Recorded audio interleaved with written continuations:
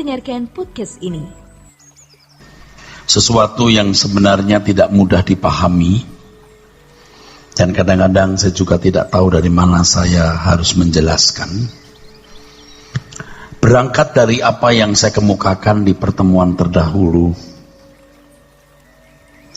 ketika orang berkata atau bertanya atau protes, untuk apa kita menginjil? Untuk apa kita menginjil? Kalau ada orang-orang di luar Kristen yang bisa memiliki kemungkinan masuk dunia yang akan datang, untuk apa kita menginjil? Yang pertama harus diingatkan bahwa keselamatan hanya dalam Tuhan Yesus Kristus, artinya bahwa dikembalikannya manusia ke rancangan semula itu hanya melalui anugerah dalam Tuhan Yesus Kristus. Seseorang harus mengerti Injil secara lengkap dan utuh, kebenaran-kebenaran firman Tuhan yang lengkap dan utuh, memadai, dari perjanjian lama sampai perjanjian baru, mengalami perubahan berpikir terus-menerus, dan proses kehidupan setiap hari sampai ia bisa dikembalikan ke rancangan semula. Hanya orang-orang khusus dan orang-orang yang sangat istimewa yang memiliki kesempatan menjadi umat pilihan ini. Sedangkan orang-orang di luar Kristen yang tidak pernah mendengar Injil, atau mendengar Injil tetapi salah, yang pada dasarnya tidak mendengar Injil, mereka dihakimi menurut perbuatan, dan ada kemungkinan mereka bisa masuk dunia akan datang.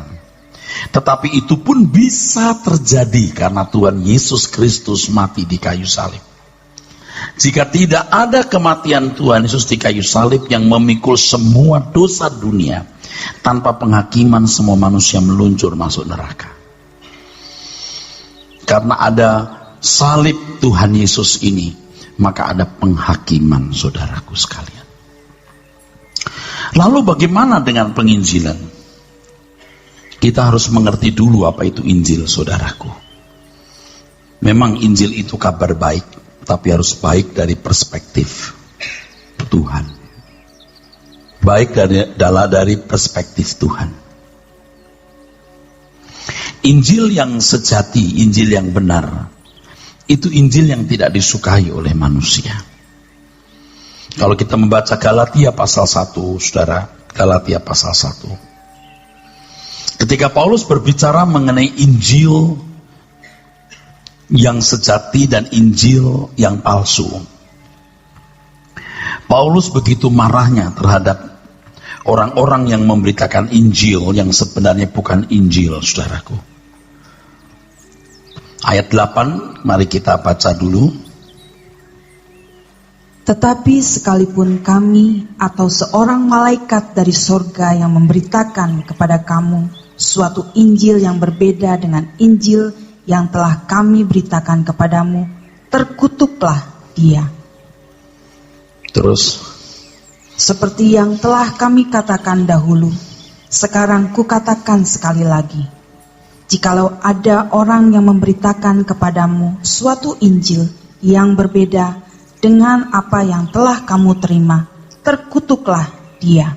10. Jadi bagaimana sekarang?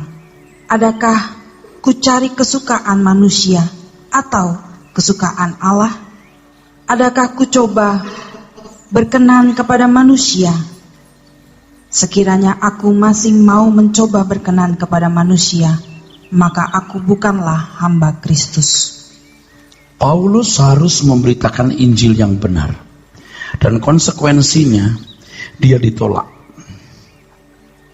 Ia tidak boleh takut menjadi orang yang dipersona non gratakan, yang tidak disukai.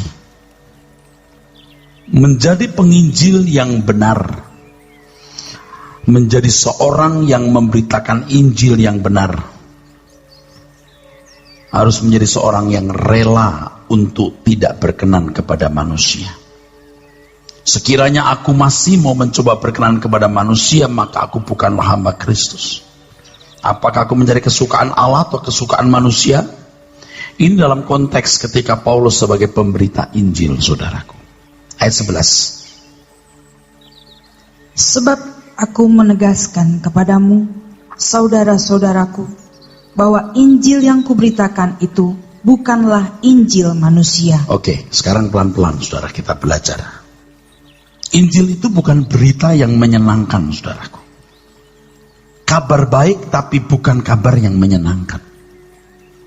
Sebab Injil yang sejati, Injil yang murni, itu Injil yang merampas manusia dari kehidupan wajarnya. Merampas manusia dari hidup nyamannya. Sejak dulu. Mestinya sampai sekarang. Saudara perhatikan bagaimana Rasul Paulus memberitakan Injil, saudara. Ia tidak bisa bikin KKR di tanah lapang, di gedung-gedung, tidak bisa, saudara. Jadi kalau sekarang kita mendengar orang penginjilan, entah itu di GOR, gedung olahraga, entah di tanah lapang, yang datang itu 95%, bisa 99 orang Kristen. Lalu mereka mendengar khotbah.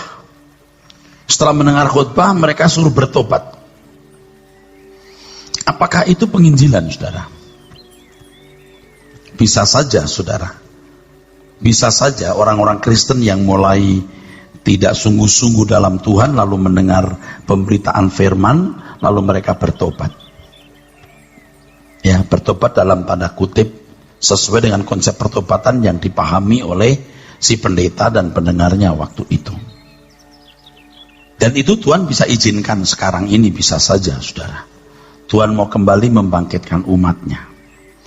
Tetapi dari fakta yang kita jumpai dalam hidup ini, seseorang tidak bisa berubah dalam satu kali KKR. Seringkali itu hanya sebuah fenomena emosi sesaat. Justru yang mengubah seseorang adalah ketika orang itu belajar kebenaran firman Tuhan dan mengalami metanoia atau pertobatan terus-menerus, saudara. Nah, kalau dulu Paulus, dia menyusup melalui kelompok atau komunitas Yahudi. Orang-orang Yahudi yang waktu itu diaspora di berbagai tempat. Setiap kali ada pertemuan orang-orang Yahudi, Paulus nyusup. Paulus tidak menjelaskan tentang janji yang disampaikan oleh nabi-nabi terdahulu. Bahwa janji itu telah digenapi dalam Tuhan Yesus Kristus. Sampai kemudian Rasul Paulus harus diperhadapkan kepada para penguasa-penguasa. Dan dari kesaksian Paulus di beberapa pengadilan, saudara menemukan kalimat ini. Aku ada di tempat ini, aku mengalami hal ini karena kebangkitan dari antara orang mati. Jadi Paulus menawarkan itu, bahwa yang dijanjikan Allah sudah datang. Ini loh juru selamat. Bahwa domba yang disembelih itu hanya lambang atau simbol, tapi sebenarnya ini loh.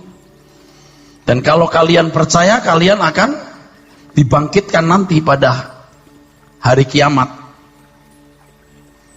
Tetapi untuk percaya kepada Tuhan Yesus harus keluar dari Yudaism. Dan orang-orang Yahudi yang sudah begitu kuat dengan Yudaismnya, meninggalkan agama Yahudi itu tidak mudah. Tidak mudah. Lalu ketika Paulus masuk di kalangan orang-orang Yunani, dia masuk dari satu kelompok. Orang-orang yang suka berdebat di satu tempat namanya Areopagus. Dan Paulus berangkat dari satu misbah yang bertuliskan menyembah kepada Allah yang tidak dikenal. Dan dia mengatakan, Allah yang tidak dikenal itulah yang kuberitakan kepadamu. Lalu terjadi perdebatan di situ, saudara. Kalau siar agama dalam agama-agama tertentu, kalau orang Yahudi tidak perlu siar agama karena mereka tidak merasa orang lain patut beragama Yahudi.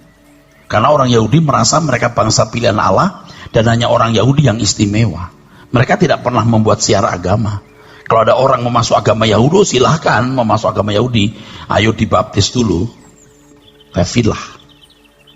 Nah, kalau agama lain perang, pedang. Kalau tidak pedang, masuk jalur politik, menyusup. Tapi Kristen tidak. Nah, ini yang kita persoalkan. Dengan cara bagaimana kita itu sebenarnya memberitakan Injil. Nah, dari pernyataan yang dikemukakan dan pertanyaan atau komplain, lalu untuk apa kita menginjil? Kita menginjil itu bukan karena perintah Tuhan. Menginjil itu karena kodrat. Jadi kalau kita melihat apa yang dilakukan oleh Rasul Paulus, itu khusus dan mungkin tidak pernah bisa dilakukan oleh orang zaman sekarang ini, mungkin tidak bisa. Dia menyusup di antara orang-orang Yahudi di sinagog-sinagog. Sekarang tidak mungkin dong Anda masuk ke sinagog memberitakan Injil di situ. Apalagi saudara bukan orang Yahudi, masih karuan orang Paulus, masih karuan Paulus yang punya darah Yahudi. Sulit juga seperti Paulus di Yunani yang mulai menyampaikan satu pemberitaannya melalui perdebatan di Areopagus, tempat di mana orang-orang berdebat, dan Paulus menyampaikan speech-nya, percakapannya berangkat dari sebuah mezbah yang bertuliskan menyembah Allah yang tidak dikenal. Lalu kita melihat orang-orang Kristen menginjil artinya ke daerah, bikin KKR itu ya. Itu yang diundang 95% orang Kristen, 98%, bisa juga 80%, yang lain orang-orang sakit. Tapi apakah itu signifikan membuat orang bertobat? Betul-betul selamat? Apakah itu cukup sudah bisa mengubah manusia? Ternyata tidak. Justru perubahan bisa terjadi dalam hidup seseorang ketika orang mengalami perubahan pikiran terus-menerus, metanoia. Injil itu kabar baik, tapi kabar yang tidak menyenangkan. Sebab berita Injil itu merampas, merebut manusia dari hidup kewajaran. Injil yang benar, seperti yang kita pelajari selama ini, saudara, adalah berita mengenai kebenaran di mana manusia diubahkan untuk dikembalikan ke rancangan semula. Dan untuk dikembalikan ke rancangan semula harus dimuridkan. Untuk dimuridkan harus meninggalkan beban dan dosa. Menjual segala milik, membagikan kepada orang miskin, ikut Tuhan Yesus. Tidak menyenangkan, saudaraku. Jadi kekristenan tidak bisa disamakan dengan agama lain. Sangat berbeda. Kalau orang Yahudi tidak perlu siar agama, karena mereka merasa orang non-Yahudi tidak berat beragama Yahudi. Kalau ada orang mau masuk agama Yahudi, oh silahkan, baptis. Tapi kalau agama lain bisa perang, pedang, ditaklukkan dulu, lalu harus masuk agamanya, atau pakai jalur politik. Kristen tidak. Anda masih bersama saya enggak? Jadi sebenarnya tidak ada format yang Injil ajarkan kepada kita bagaimana memberitakan Injil. Tidak ada.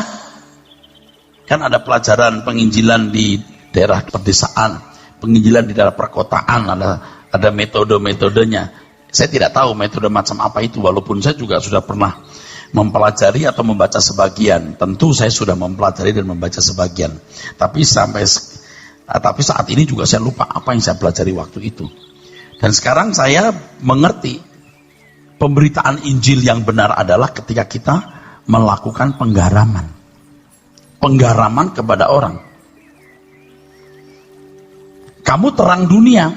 Lampu itu tidak usah disuruh menerangi, otomatis dia menerangi karena itu kodrat.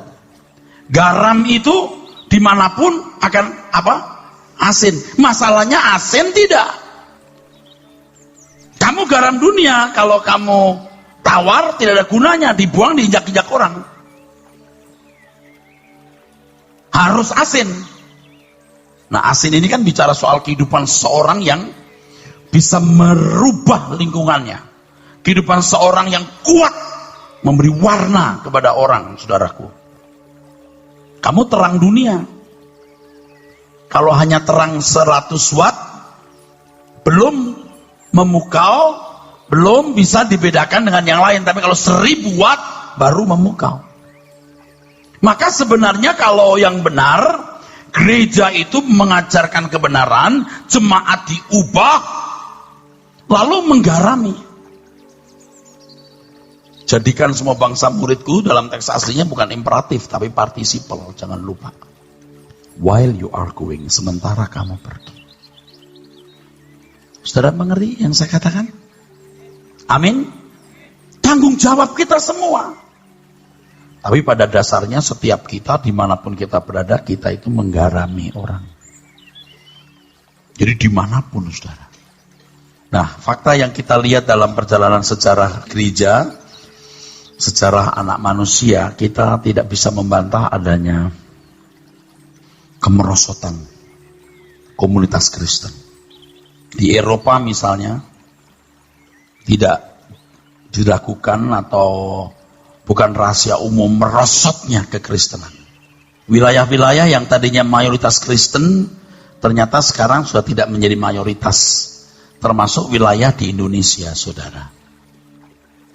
Yang tadinya mayoritas Kristen mulai tidak menjadi mayoritas. Dari perkotaan nanti melebar ke wilayah kabupaten. Ini bisa kita mengerti ketika orang-orang Kristen tidak menemukan Injil yang benar.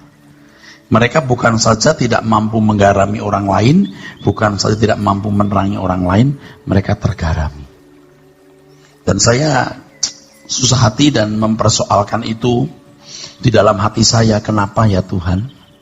Ya jawaban yang ada dalam hati saya adalah, Tuhan sebenarnya tidak mempersoalkan agama. Biar dia agama Kristen, kalau kelakuannya tidak Kristen juga percuma. Sebab pada dasarnya ketika menjadi Kristen itu ya Kristen karena keturunan. Seperti Kekaisaran Roma, yang masyarakatnya menjadi Kristen ya karena tekanan, karena paksaan dari pemerintah Kekaisaran Roma bahwa wilayah Roma harus menjadi orang Kristen atau dimasehikan. Jadi Kristennya ya bukan Kristen yang sejati, saudara. Oleh sebab itu tidak bisa disangkal kekristenan yang mengalahkan Roma tidak mampu menopang Roma dari kehancuran. Moral orang-orang Roma rusak, terus mengalami degradasi sampai hancur. Beda dengan orang-orang Kristen sebelum agama Kristen menjadi agama negara. Betapa militannya orang-orang Kristen itu. Dia tidak bisa menginjil di lapangan, nggak bisa menginjil di gedung-gedung, saudaraku. Itu dari face to face, door to door. Tapi Kristen bisa eksis. Kenapa bisa eksis? Tentu bukan karena berarti orang Kristen lebih kaya, jadi Kristen tokonya tambah rame, jadi Kristen kok terus rezekinya tambah banyak. Nah, jadi Kristen teraniaya, kok mau jadi Kristen? Karena pengharapan yang ada pada orang Kristen yang begitu kuat, yang membuat orang terpukau. Karena kesalehan orang Kristen yang menakjubkan sehingga memukau dan membuat orang bisa mau menjadi Kristen. Seperti yang Paulus katakan, aku berada di sini karena kebangkitan itu. Jadi betul-betul kalau orang jadi Kristen waktu itu murni, diarahkan ke surga. Surga saja. Nah sekarang kalau penginjilan-penginjilan yang diadakan, bawalah orang sakit sembuh, orang buta melihat, orang yang dalam problem ekonomi ditolong, yang tidak punya rumah bisa punya rumah, yang belum punya jodoh berjodoh. Penginjilan macam apa itu? Dan yang mengerikan, Tuhan seperti membiarkan. Dan itu sudah jadi tren, itu standar. Standar, saudara. Banyak proyek-proyek besar yang diadakan di tempat-tempat besar yang biayanya itu bisa sampai miliaran. Bisa ratusan miliar. Hasilnya apa? Hasilnya nama besar pendeta itu. Hasilnya ya euforia. Nggak ada dampak. Nah kita memilih ini. Dari kelompok yang tidak banyak mendengar Injil yang benar. Anda belajar Injil yang benar. Sudah diubahkan oleh Injil yang benar,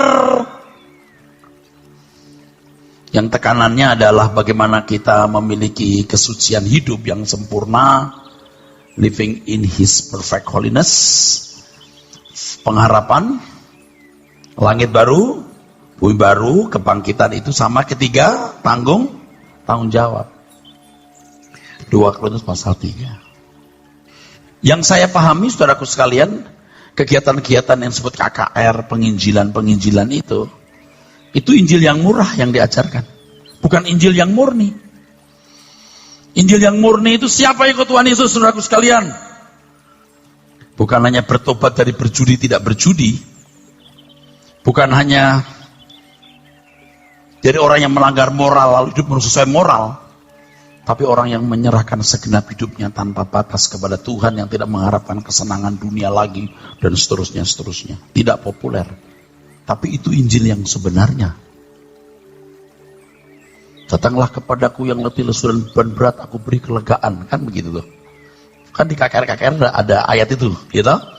Maksudnya kelegaan itu lega punya rumah dari nggak punya rumah. Lega punya jodoh dari nggak punya jodoh. Oke? Lega punya anak bagi yang mandul. Dan memang bisa terjadi mujizat juga, bukan tidak. Orang sakit sembuh, lalu ada yang mulai hamil punya anak. Bisa, bukan nggak mungkin. Wah, itu menyeramkan, saudaraku sekalian. Bahwa orang merasa itu tujuan atau goalnya. Padahal kalau belajar mengenai kelegaan atau anapauso, itu artinya perhentian. Kamu berhenti dari segala keinginan, supaya kau kulatih untuk hidup seperti aku hidup. Nah, makanya kalau saya sekarang diminta khotbah di daerah, lalu, Pak nanti ada altar call ya. Wah, saya paling capek, saudara. Mau apa altar call itu? Kalau dulu ya udah, saya panggil, kita bikin emosi meledak, nangis-nangis, aser-aser terus mendekati, terus bawa catatan, gitu-begitulah ya. Sekarang mah sudah males saya begitu. Kadang-kadang orang mengambil keputusan dalam situasi emosi tertentu, akhirnya tidak permanen, situasional. Karena dalam kondisi emosi, mestinya dalam kondisi yang sadar, mengerti kebenaran, punya komitmen yang kuat untuk berubah. Nah, itu baru bisa merubah hidup. Nanti ada altar call ya Pak, maju ke depan terus ditulis sudah memenangkan jiwa-jiwa. Pendeta ini sudah memenangkan jiwa-jiwa, ada 200.000 orang diselamatkan. Bagaimana tahu diselamatkan? Ngerti nggak selamat itu apa? Lagi pula itu juga orang-orang Kristen yang datang di KKR itu masuk ke depan karena emosi sesaat, orang menerima Yesus lah apalah namanya. Jadi seperti mainan semua. Ya tidak semua begitu, tapi banyak yang begitu, tidak sedikit yang begitu, saudara. Logis nggak, saudara? Jujur nggak, saudara? Jujur. Makanya saudara, kita yang belajar kebenaran ini harus mengerti, menginjil itu bukan tugas, bukan kewajiban, tapi kebutuhan. Makananku melakukan kehendak Bapa dan menyelesaikan pekerjaannya. Konteksnya ketika Tuhan Yesus dalam situasi lapar dan letih, masih menolak masuk kota untuk makan di dekat kota Sikar, dekat perigi Yakub, dia menanti perempuan Samaria itu. Ada burden untuk itu. Itu otomatis ada burden. Ini rezekiku. Tidak mungkin orang tidak menginjil melalui tindakan, perbuatan, dan sikapnya. Sebab hidupnya itu sendiri Injil. Mereka melihat perbuatanmu, dan kota yang terletak di atas bukit mustahil tersembunyi. Baru-baru ini saya seminar di satu kota, saudara. Mengambil Yesaya pasal 60. Bangkit dan jadilah terang. Bangkitlah dan jadilah terang. Saya beritahu kepada mereka dan saya membagikan kepada saudara juga pada kesempatan ini. Yesaya pasal 60 itu, bangkitlah dan jadilah terang, itu konteksnya bukan orang Kristen, itu orang Yahudi. Yesaya pasal 59, itu kemarahan Tuhan terhadap orang-orang Yahudi yang tidak dengar-dengaran. Tanganku bukan kurang panjang, telingaku bukan kurang tajam mendengar, tapi dosamu yang membuat engkau terpisah dari aku. Lalu Tuhan mengancam, Tuhan mencerai-beraikan bangsa itu, Tuhan menghukum bangsa itu. Tetapi di ayat 60, Tuhan kembali memulihkan mereka dari berbagai bangsa. Lalu Tuhan memberi kekayaan bangsa-bangsa kepadamu, kepada mereka. Dan hari ini kita melihat klaster-klaster mewah di semua kota dunia, orang Yahudi yang punya. Lembaga keuangan dunia, orang Yahudi yang pegang. Bankir-bankir, orang Yahudi. Konglomerat-konglomerat, orang Yahudi. Nah itu kan janji Tuhan yang digenapi, bukan untuk orang Kristen. Dari hal ini orang Yahudi jadi terang. Maksudnya untuk menunjukkan siapa Allah yang benar itu. Kalau kita belajar dalam kitab Wahyu ada 2 saksi. 2 saksi ini bukan manusia. Ini komunitas sebenarnya, mewakili saksi pertama yang punya nyanyian Musa. Siapa kira-kira? Orang Yahudi. Yang kedua yang punya nyanyian anak domba. Siapa kira-kira? Orang Kristen. Jadi kalau mau tanya siapa Allah yang benar, tanya orang Yahudi. Saksi pertama. Tapi kalau mau tanya bagaimana Allah yang benar, tanya orang Kristen. Kalau mau tanya siapa Allah yang benar, tanya orang Yahudi. Tapi kalau tanya bagaimana Allah yang benar, orang Yahudi tidak tahu, tanya orang Kristen. Kelakuan orang Kristen memancarkan pribadi Allah.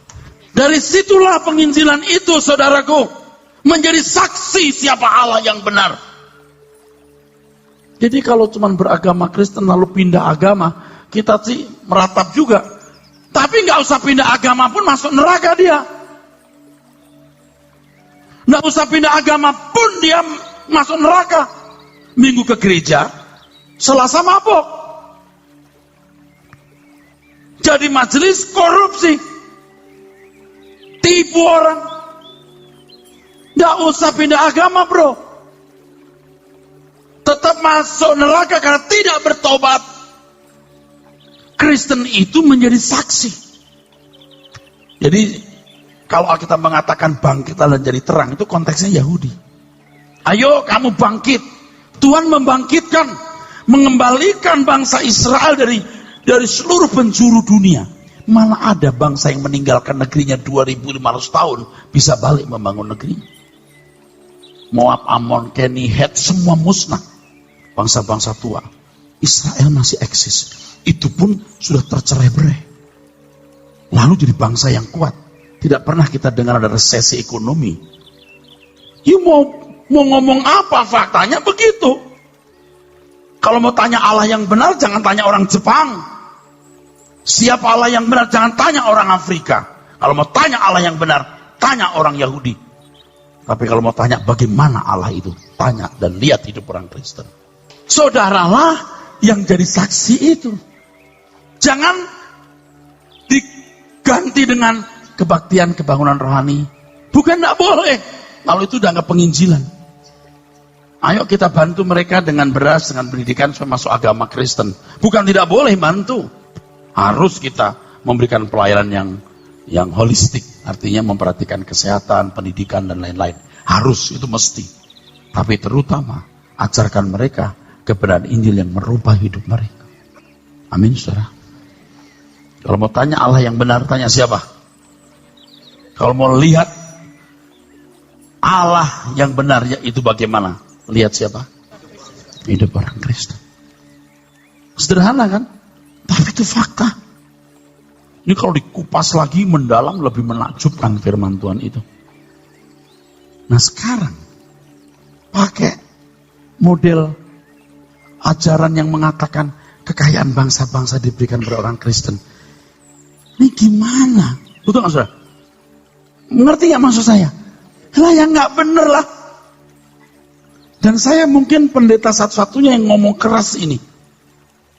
Justru ajaran seperti itu paling kuat di gereja di mana kita sama-sama bernaung atau berafiliasi, berdenominasi. Saya nggak berhenti ngomong, walaupun mungkin melukai, tapi nggak ada pilihan lain. Harus dibukakan matanya. Salah. Itu untuk orang Yahudi. Bangkitlah dan jadilah terang. Karena kegelapan meliputi dunia. Betul. Makanya ketika Yohanes Pembaptis hadir, dia mempersiapkan jalan bagi Tuhan. Itu memang fungsinya begitu, tapi dia tidak membawa keselamatan itu. Tuhan Yesuslah yang membawa. Orang Yahudi memberi jalan. Siapa Allah yang benar? Itu Allahnya orang Yahudi. Allah Abraham, Ishak dan Yakub. Allah Abraham terus Allahnya Ishak. Karena Abraham punya anak yang lain. Tapi bukan si Ucok atau siapa. Ishak. Baru Yakub. Jangan sampai gini loh saudara. Penginjilan itu ditangani lembaga-lembaga misi tok. Bukan tidak boleh. Kalau yang saya pahami itu pengertian penginjilan secara sempit begitu. Tapi secara benar, secara luas, secara mendalam itu setiap individu dibaca. 2 Korintus 3. Baca. Adakah kami mulai lagi memujikan diri kami? Atau perlukah kami seperti orang-orang lain menunjukkan surat pujian kepada kamu atau dari kamu? Kamu adalah surat pujian kami yang tertulis dalam hati kami dan yang dikenal dan yang dapat dibaca oleh semua orang. Karena ternyata bahwa kamu adalah surat Kristus yang ditulis oleh pelayanan kami, ditulis bukan dengan tinta, tetapi dengan roh dari Allah yang hidup, bukan pada loh-loh batu, melainkan pada loh-loh daging, yaitu di dalam hati manusia. Jadi Bapak Ibu, kalau orang tidak mendengar Injil, atau salah mendengar Injil dihakimi menurut perbuatan, lalu bisa masuk dunia akan datang, itu buat saya sih harga mati. Orang tidak suka silahkan. Lalu mereka berkata-kata peras ada keselamatan di luar Kristus. Saya nggak pernah ngomong begitu. Nggak ada keselamatan di luar Kristus. Hanya Tuhan Yesuslah yang buat manusia bisa selamat. Yang pertama, diperkenan masuk dunia akan datang melalui penghakiman. Itu pun karena Kristus telah mati di kayu salib. Kalau orang bertanya, tapi Pak, sebaik apapun manusia punya dosa. Oh iya, punya dosa. Tetapi apa yang dia perbuat terhadap sesamanya seperti kepada Tuhan, bisa mendapat kesempatan masuk dunia akan datang. Tapi gimana dosanya? Telah dipikul di kayu salib. Kalau kamu bertanya begitu, mestinya nggak perlu ada penghakiman. Nggak ada manusia yang benar. Kalau oleh ketidakbenaranku lalu kebenaran Allah nampak, mengapa aku mesti dihakimi? Nah itu kalimat itu. Nah itu rumit juga, tapi tidak saya jelaskan sekarang. Kalau saudara berkata, tapi bagaimanapun manusia punya dosa, ya jangan ngomong. Kalau begitu nggak perlu ada penghakiman, masuk neraka semua. Kau pikir penghakiman hanya untuk membuktikan dia salah? Buat apa? Faktanya memang ada orang-orang yang diperkenan masuk dunia akan datang atas perbuatan baik mereka. Tapi bukan selamat loh. Selamat itu dikembalikan ke rancangan semula. Ayub itu masuk surga loh. Betul nggak? Apa dasarnya Ayub masuk surga? Emang nggak punya dosa dia? Abraham masuk surga nggak saudara? Anda nggak tahu nggak dia punya gundik banyak? Layak nggak masuk surga orang punya gundik ini? Daud masuk surga nggak? Bininya 5. Mau punya bini 5? Kamu nggak boleh, karena kamu harus sempurna. Wah ini aspeknya banyak saudaraku. Jadi kalau kita memberitakan Injil, maksudnya bukan hanya supaya orang itu masuk dunia akan datang. Dia harus masuk kepada paket sempurna. Jadi nggak cukup cuman, ayo siapa yang mau bertobat. Bertobat artinya dari perbuatan amoral menjadi orang baik. Wah kalau begitu tidak cukup.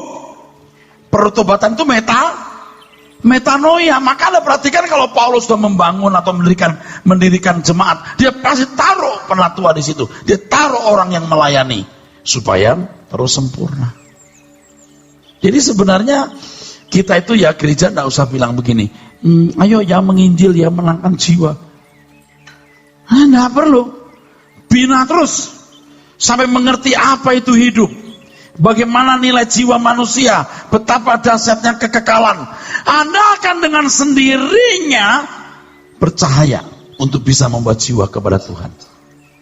Dan Anda membawa jiwa juga tidak cukup cuman udah ke gereja ya jadi anggota ya cukup, enggak.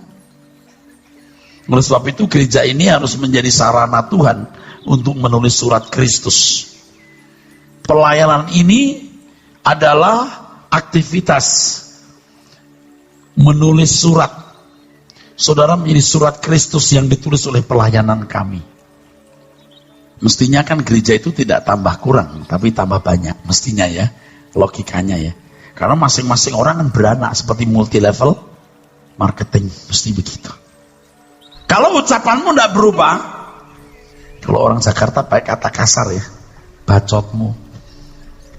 Kalau cangkemmu tidak berubah, something wrong. Saudara, kita harus berubah, ya, harus berubah. Tidak di banyak acara seminar saya sering mengatakan bahwa gereja harus punya dua hal, dan itu mutlak, ya.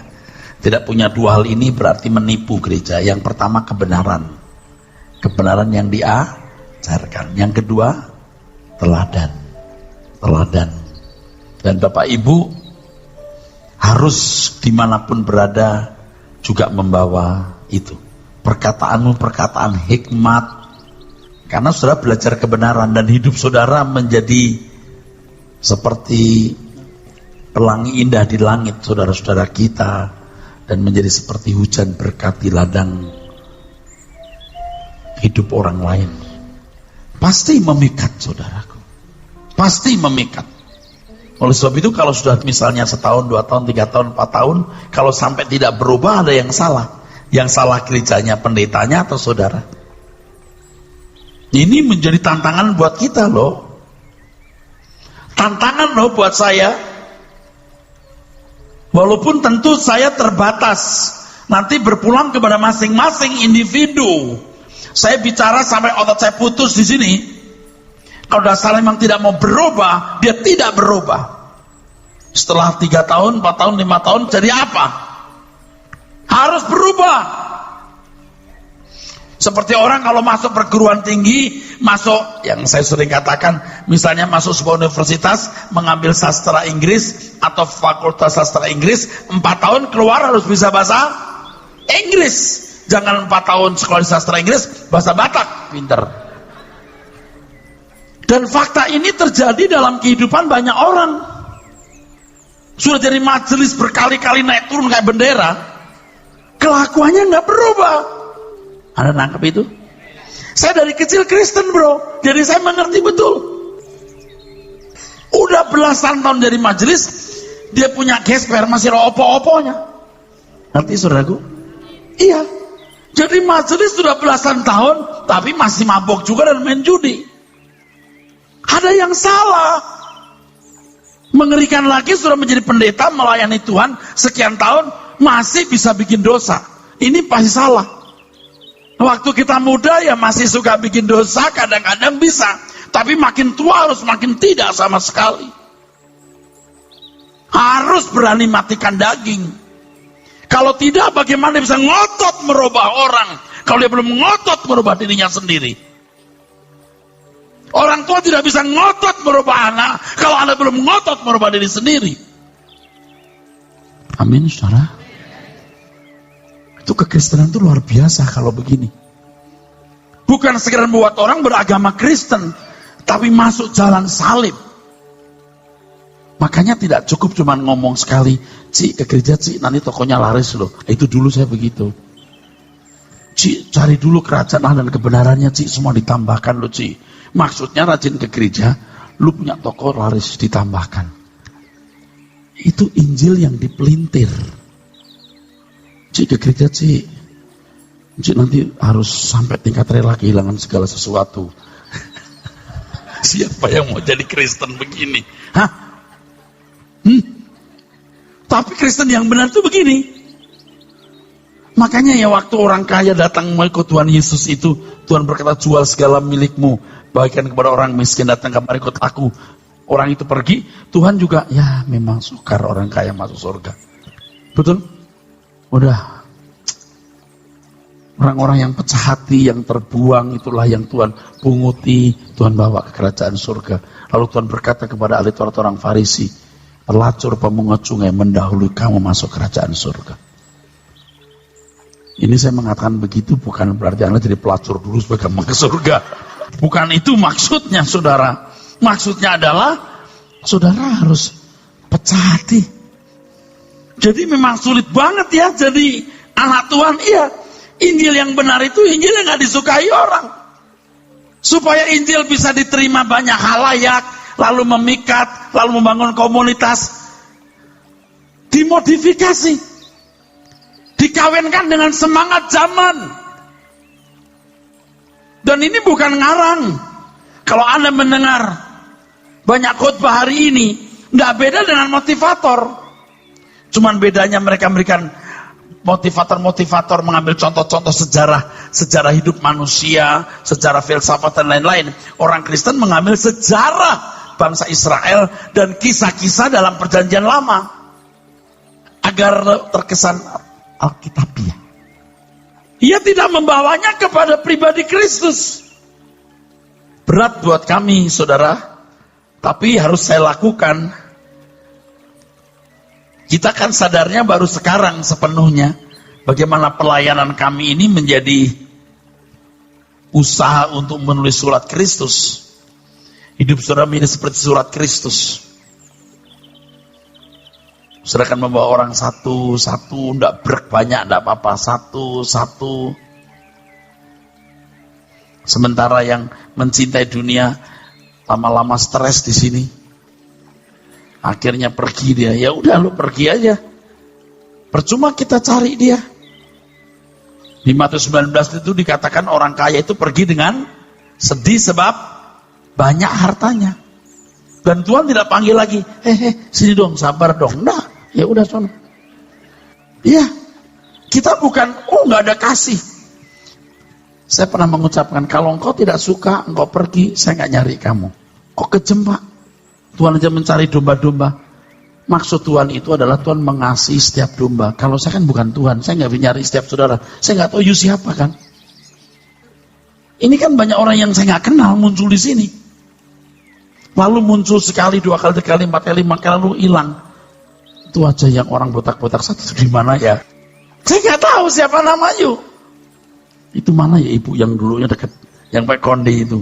Sekarang nggak muncul. Ya udah, saya nggak bisa nyari. Tuhan Yesus sendiri itu nggak nyari loh. Kalau pedagang pasar pagi ditinggal begitu, dia masih bilang, Bu, ibu maunya berapa? Ibu serius nggak sebenarnya mau beli barang ini? Oh, nggak mau mahal, mau segitu 3 juta. Ya udah ibu berapa maunya? Yang pasang harga Tuhan, bukan dia tahu. Kalau Tuhan kasih harga begini harganya. Kalau dia bilang gini, kalau orang kaya bilang gini, Tuhan, aku sebenarnya mau. Tapi bisa nggak didiskon? Bisa ditabok Petrus lama-lama dia. Tuhan nggak pernah kenal diskon, apalagi sale. Ini Desember sale, bulan Desember sale, Natal, Christmas sale, nggak ada. Makanya Kristen tuh nggak pernah ada bulan suci, bulan nggak suci, nggak ada. Semua bulan suci. Tuh ini hari suci, hari Minggu, saudaraku. Kita harus suci.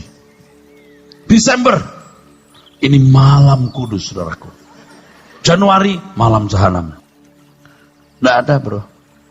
Sepanjang hari harus benar. Jadi memang berat pelayanan ini bagaimana menulis saudara menjadi surat yang terbuka. Jadi saudara-saudara sekalian di tengah-tengah masyarakat ya, kepada majikan yang tidak takut Tuhan Anda bekerja seakan-akan untuk Tuhan. Teman-teman bingung. Kok lu setia banget sama bos yang kejam, yang pelit, dia kaya sendiri, kita yang susah. Saya diajar untuk mengerjakan pekerjaan ini seakan-akan untuk Tuhan. Iya saudara. Jadi bisa kecium baunya. Nah kita akan membangun komunitas seperti ini. Ayat 3. Karena telah ternyata, Terbukti. Faktuil. Fakta empiris. Bukan ngomong tok. Telah ternyata.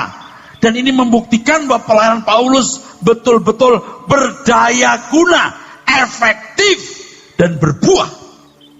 Karena telah ternyata. Nah Bapak Ibu juga mestinya menulis surat melalui anak-anakmu. Jadi kalau Anda sekarang meratapi kenapa anakku yang satu ini begini, kenapa yang ini? Karena dulu kita belum sempat melukis mereka. Sekarang anak-anak begitu melek, sudah melihat bapaknya, ibunya, mama papanya. Serius, kita serius. Terus dengar firman terus. Saudara, ini menjadi motivasi bagi semua kita para pengerja. Ya. Yuk kita kerja keras. Saudara mau jadi saksi, amin? Mulai sekarang.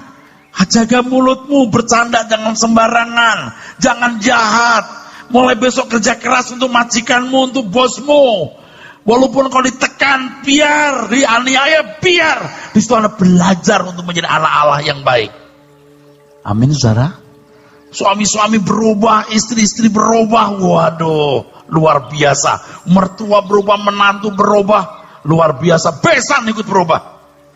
Kita tidak usah ngajak orang ke gereja, tidak pakai siar agama, tapi dengan mulut terkatup, tapi khotbah lebih kuat dari suara khotbah di mimbar, yaitu perbuatan kita. Amin. Telah ternyata terbukti, dimanapun kita berada, kita membawa keharuman. Dimanapun, saudara, dimanapun kita jadi berkat, dimanapun. Apalagi terhadap orang tua. Orang tuamu gak mampu, engkau kaya, engkau pelit, menantu-menantu dikekep itu suaminya, orang tua suami nggak diperhatiin.